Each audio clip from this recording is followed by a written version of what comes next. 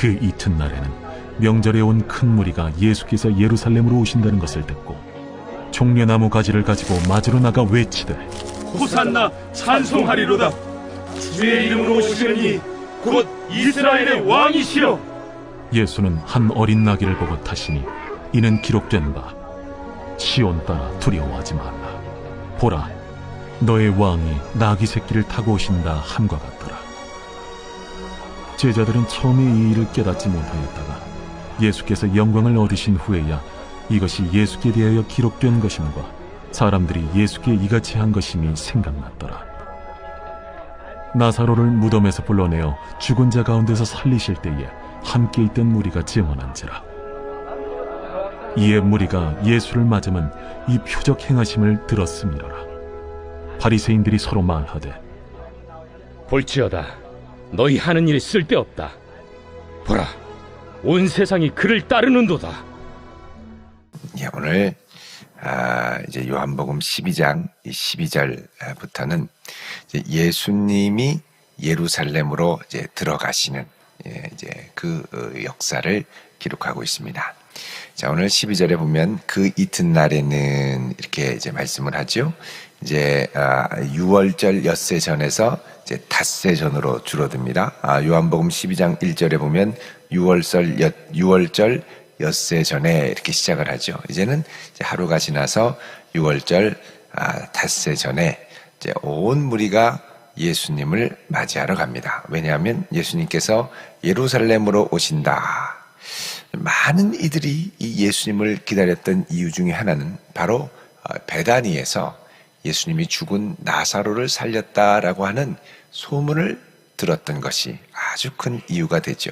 그래서 예수님이 오신다 그러니까 많은 이들이 예수님을 맞이하러 가는데 어떻게 맞이하러 가느냐?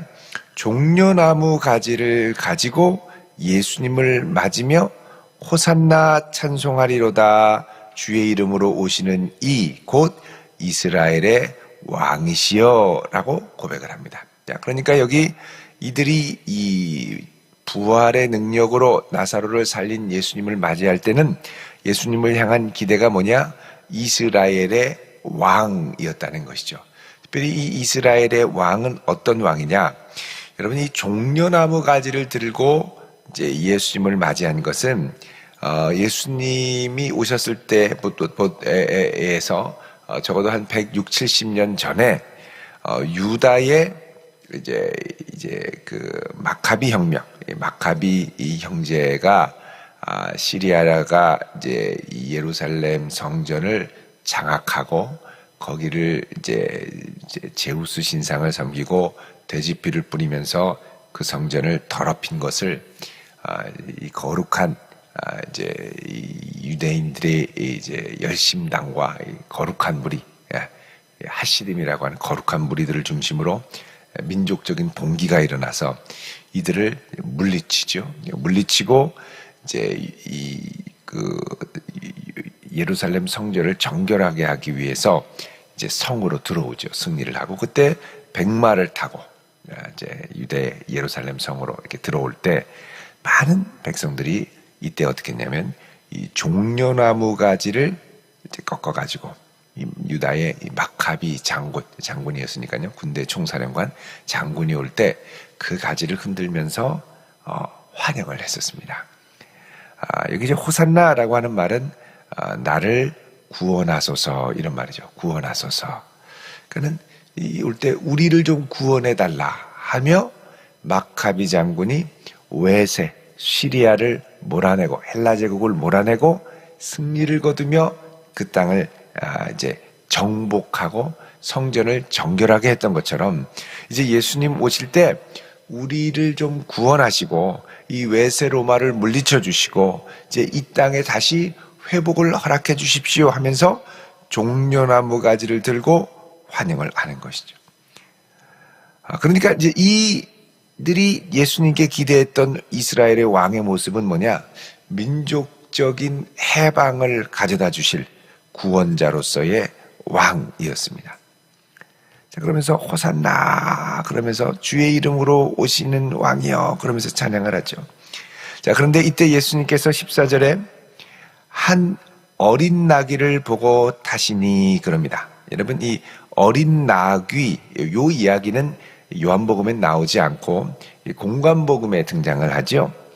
마태복음 21장을 잠깐 보시면 이 나귀에 관한 이야기가 등장을 합니다. 자, 여기 보시면 예수님께서 21장 1절에 이제 벳바게에 이르렀을 때, 벳바게는 베다니 맞은편 마을입니다. 그래서 아주 가깝죠. 지척에 있는. 그래서 두 제자를 보내면서 너희는 맞은편 마을로 가라. 이 맞은편은 이제 벳바게의 맞은편이니까 베다니겠죠. 나사로를 고치셨던, 또 많은 기적을 베푸셨던. 거기 가면 메인 나귀와 나귀 새끼가 있을 텐데 끌어서 가지고 와라. 누가 무슨 말을 하거든 우리 주님이 쓰십니다. 그러면 뭐 더 이상 물어볼 필요도 없이 즉시 보낼 거라는 것이죠. 그러면서 이 역사는 무엇을 위한 거냐? 5절에 시온 딸에게 이르기를 내 왕이 내게 임하나니 그는 겸손하여 낙이 곧 멍에 매는 짐승의 새끼를 다도다. 그래서 이사야 그리고 스가랴의 말씀을 성취하는 역사를 이루었다 그러죠. 그러니까 예수님께서 무명의 한 성도의 공개를 받아서 누군지 나오지도 않습니다. 근데 무명의 한 성도의 공개를 받아 나귀를 타고 들어오시는 거죠. 여러분, 그 당시에 왕이 등장할 때는 백마를 타고 승리의 입성을 하게 되어 있습니다. 그런데 예수님은 이들의 기대, 이들의 호산나 하고 주의 이름으로 오시는 이여라고 환호할 때 그들의 환호를 받기는 하셨으나 그러나 분명하게 행동을 통해서 어떤 메시지를 보내냐? 나는 너희들을 구원할 왕이긴 하지만 그러나 너희들이 기대하는 승리의 왕은 아니다라는 것을 보여주시는 거죠. 그걸 바로 스가랴 9장 9절의 말씀을 성취하심으로 나귀를 타심으로 이루셨다는 것입니다. 15절에 기록된 바 시온 딸아 두려워하지 말라. 보라 너희 왕이 나귀 새끼를 타고 오신다 함과 같더라. 그래서 이건 이제 스가랴 9장 9절의 말씀이고 이 앞에 시온 딸아 두려워하지 말라 이 말씀은 사실은 이제 스바냐 3장에 있는 말씀을 인용한 것입니다. 스바냐 3장 14절.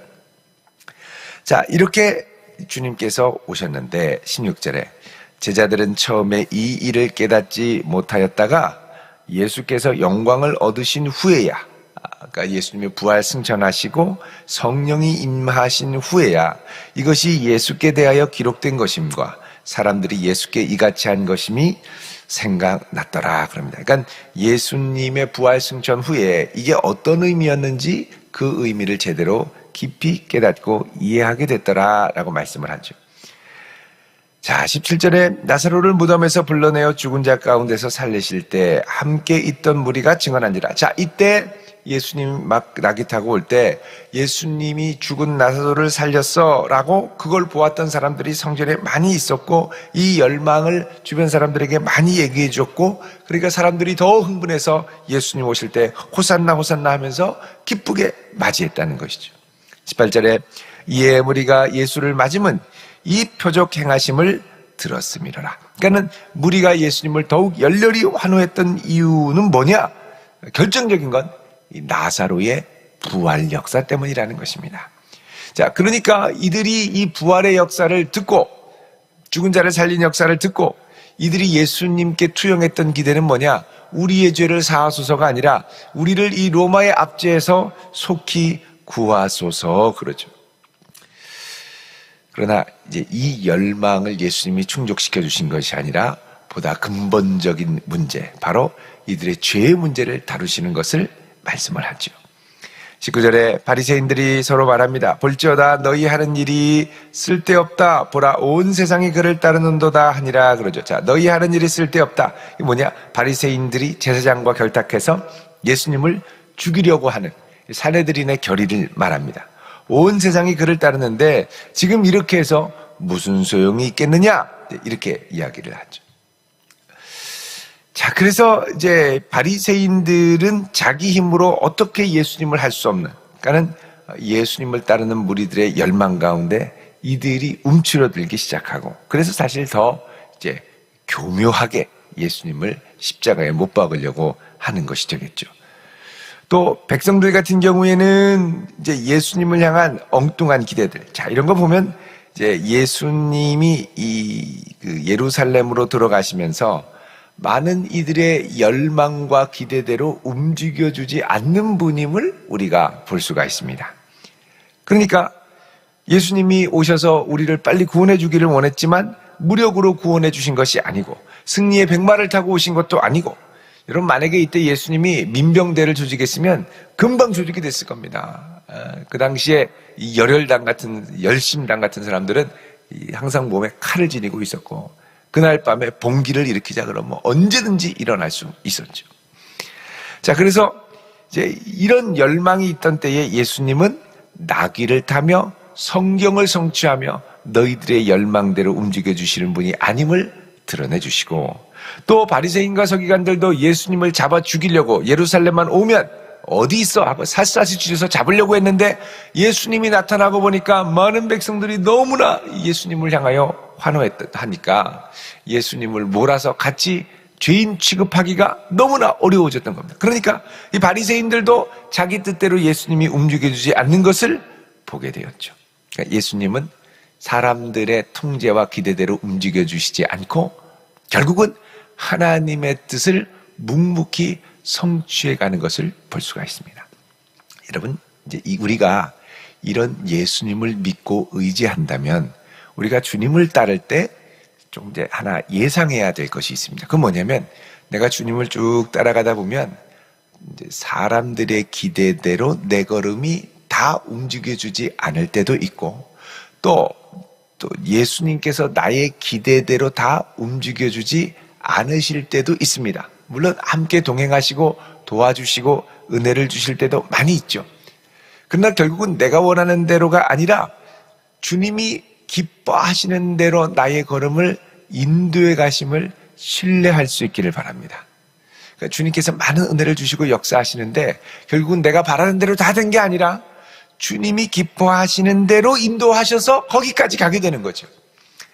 그래서 이제 우리가 주님을 따라가다 보면은 어떨 때는 주님이 나를 인도하시고 은혜를 주시는 것 같고 놀라운 능력을 경험하고 참 감사한데, 어떨 때는 내가 원하는 대로가 잘 되지가 않고 이상하게 내 기대로 안 되고 내가 원하는 대로 잘 안 되고 중간에 멈추게 되고 백마를 타고 가야 되는데 나귀를 타고 가야 되고 여러 가지 이 어려움이 있더라는 거죠.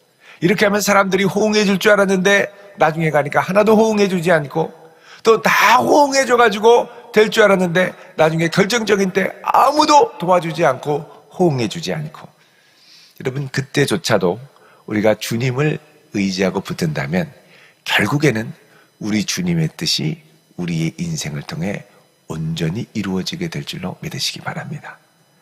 이 주님께서 우리의 인생을 인도하시고 붙드신다면 때로는 내 기대대로 될 수도 있지만 안 될 수도 있는 거죠. 그러나 확신한 건 뭐냐?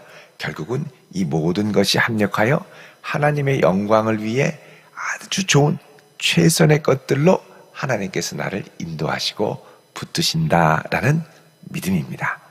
여러분, 결국 예수님께서는 사람들의 열망대로 되지 않고 사람들이 제일 이제 증오하고 멸시했던 십자가의 길을 선택하기 위해 가시죠. 그 길을 우리가 다 이해할 수는 없습니다만 결국은 그것을 통해 주님의 뜻이 이루어지게 됩니다. 그런 길을 가기 위해 지금 사람들이 어마어마하게 환호하고 했지만 그 환호를 받으시면서도 결국은 주님의 길을 가게 되는 것이죠. 주님을 따라가는 우리에게도 이러한 인도하심이 우리 앞에 얼마든지 펼쳐질 수 있다는 겁니다. 그럴 때 우리가 당황하지 않고 신뢰하고 주님, 제 인생이 주님의 손에 있사오니 주님 기쁘시게 인도해 주십시오. 신뢰하며 나아갈 때 결국 우리의 걸음을 통해 하나님의 뜻이 하나하나 아름답게 이루어지게 될 줄로 믿습니다. 기도하겠습니다. 할렐루야. 거룩하신 아버지 하나님, 오늘 이 한날 우리의 걸음을 인도해 주옵시고 때로는 우리의 원대로 되지 않는다 할지라도 우리의 걸음을 끝까지 붙드시는 주님을 신실하게 의지하며 나아가게 하여 주옵소서. 주님, 주님께서 나귀를 타시고 예루살렘 성에 입성하셨을 때 왜 나귀를 타셨을까 아무도 이해하지 못했지만 주께서 부활 승천하시고 제자들이 성령을 받은 이후에 비로소 그 깊은 의미를 깨달았던 것처럼 저희들의 인생 가운데 우리들이 다 이해할 수 없고 다 풀리지 않는 질문과 문제 가운데서라도 결국은 끝까지 주의 뜻을 행하시는 하나님의 손길을 신뢰하며 이 역사를 깨닫는 저희들 또한 되게 하옵소서. 예수님의 이름으로 기도하옵나이다. 아멘.